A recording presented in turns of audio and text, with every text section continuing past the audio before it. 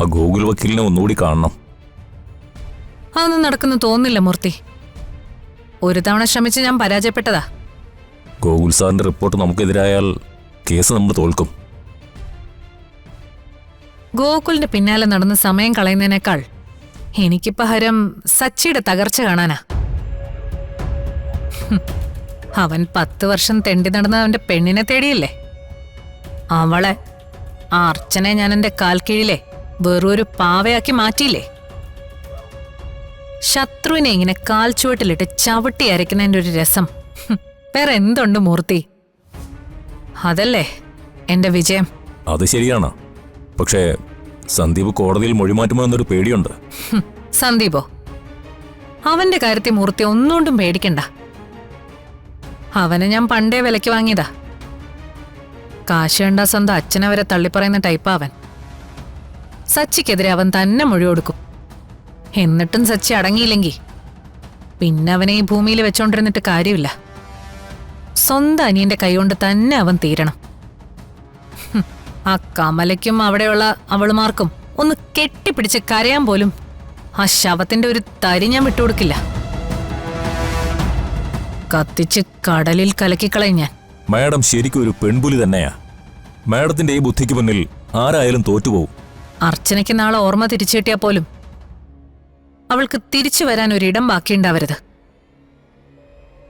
എന്റെ plan clear ആണ് മൂർത്തി. സച്ചി കൊല്ലപ്പെടും, അനിയൻ ജയിലും ആവും. വാടക വീട്ടിൽ നിന്ന് എല്ലാത്തിനെയും ഇറക്കി വിടും. എങ്ങോട്ടും പോവാൻ ഇടവില്ലാതെ എല്ലാം കൂടെ അങ്ങനെ തെരുവിലിങ്ങനെ അലഞ്ഞു തിരിഞ്ഞു നടക്കും. ഇതൊക്കെ കണ്ടും കേട്ടും ഭ്രാന്ത് പിടിച്ചവൾ അർച്ചന തെരുവിൽ അലയുന്നത് എനിക്ക് കാണണം. അതാണ് മൂർത്തി ഈ അവന്തികയുടെ പ്രതികാരം.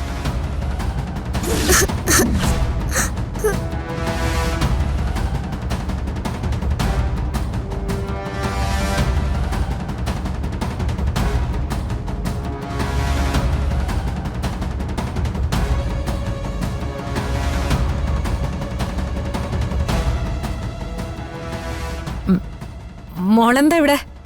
മോൾ ഉറങ്ങിയില്ലേ? അമ്മ എന്തിനാ സച്ചിയങ്ങളെ കൊല്ലൂന്ന് പറഞ്ഞേ?